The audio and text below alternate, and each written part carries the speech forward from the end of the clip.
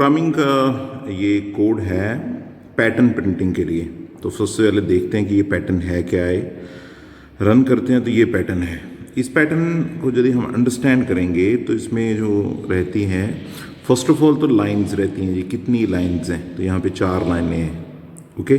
Second ये रहता है कि हर एक लाइन में क्या प्रिंट होना है। तो यहाँ पे यदि हम देखें तो हमारे पास ये इस तरह से ट्रायंगल बनती है।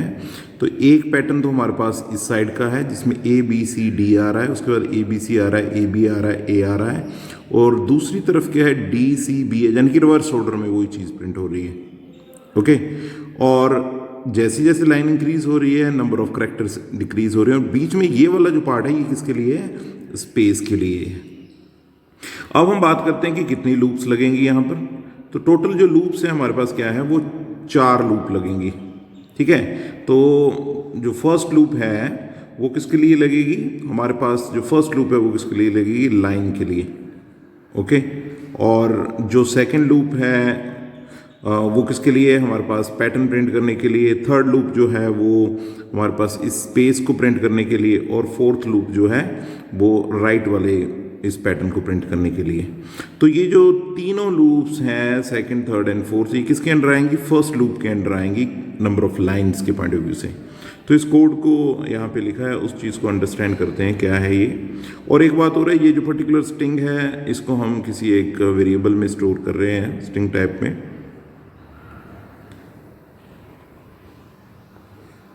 तो यहाँ पे देखिए क्या है कि हमने एक str स्ट्रिंग एक लिया है वेरिएबल, उसमें a b c d store कर दिया है क्योंकि हमारे पास रिक्वायरमेंट इस तरह की है। यदि ये स्ट्रिंग आप यूज़र से इनपुट करवाना चाहते हैं तो उसके अकॉर्डिंग डायनामिक मेमोरी एलोकेशन करके हो जाएगा।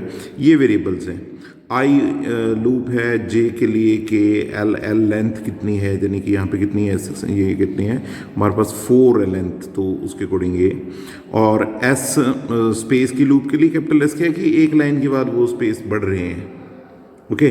तो अब आते हैं यहाँ पे जो आउटर लूप अंडरस्टैंड कर रहे हैं, ये शुरू कितने से हो रही है, 0 से, less than 4i plus plus, यानी कि ये 4 बार हमने एग्जीक्यूट करनी है। किसके लिए, 4 लाइन के लिए। लाइन कैसे प्रिंट होती है, /n के साथ। और जो सेकंड लूप है ये किसके लिए है, स्टार्टिंग के उन करेक्टर्स को प्रिंट करने के लिए। तो ये 0 से स्टार्ट हो रही है क्योंकि इसने ए बी सी डी ये सभी प्रिंट करने हैं। तो आपको पता है जो एरे होता है वो उसका जो इंडेक्स है वो 0 से स्टार्ट होता है।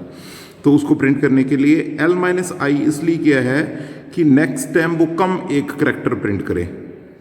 ओके। तो i हम जो कॉरस्पॉन्डिंग लूप है उस वेरिएबल को ले रहे हैं कि पहले l की वैल्यू कितनी, 4 है, पहली बार 0 माइनस होगा, उसके बाद क्या है 1 माइनस होगा, तो 3 हो जाएगा, 2 हो जाएगा, 1 हो जाएगा, उस तरह से। तो इंपॉर्टेंट अंडरस्टैंडिंग इस लूप में जो है वो ये है कि आप ये कंडीशन कैसे दे रहे हैं कि कहाँ तक लूप चले। ओके। और उसके बाद क्या, ये सिंपल है, एस मैंने एक स्पेस को प्रिंट करने के लिए लूप ली है, एस एक वेरिएबल भी लिया है जिसकी स्टार्टिंग की वैल्यू कितनी है, 0 है। ओके। और उसके बाद क्या है, हमने इस एस को 2 स्पेसिस ऐड किए। कौन से वाले, एक लेफ्ट पैटर्न वाला, एक राइट पैटर्न वाला, क्योंकि 2 करेक्टर कम हो रहे हैं, उसके अकॉर्डिंग ये स्पेसिस कम करने के लिए। तो यहाँ पे हमने इसको इंक्रीमेंट कितने के साथ किया हुआ है, हमने इसको 2 के साथ यहाँ पर इंक्रीज किया हुआ है। ओके। और उसके बाद क्या आता है, हमारे पास जो लूप है लास्ट में आती है ये रिवर्स पैटर्न को प्रिंट करने के लिए। इसको देखो क्या है, l, ये दिस इज आल्सो इम्पोर्टेंट कि पहली बार कितना प्रिंट हो, l-i। ये तो क्लियर है कि जैसे जैसे लाइन इंक्रीज होगी एक कम होगा, पर हमारे पास l की वैल्यू 4 है और इसकी जो इंडेक्सिंग है वो 0, 1, 2 एंड 3 के लिए है। ओके। क्योंकि ये 0 से स्टार्ट होता है तो हमें 3 से शुरू करना है, इसलिए ये वाला -1 किया हुआ है। Okay. Greater than equal to 0 और k माइनस माइनस, अब इसको प्रिंट कर दिया है। उसके अकॉर्डिंग ये हमने ऑलरेडी डिस्कस कर लिया है लाइन को प्रिंट करने के लिए। This is the loop. एक बार फिर से इसको मैं रन कर देता हूँ। दिस इज द पैटर्न, ये पैटर्न है और इस पैटर्न को डिस्प्ले करने का ये क्या था, कोड था। और यदि आप चाहते हैं कि कीबोर्ड से इनपुट करनी है, लेंथ फाइंड करनी, तो स्ट्रिंग लेंथ फंक्शन यूज करके string.h से वो भी हम कर सकते हैं यहाँ पर।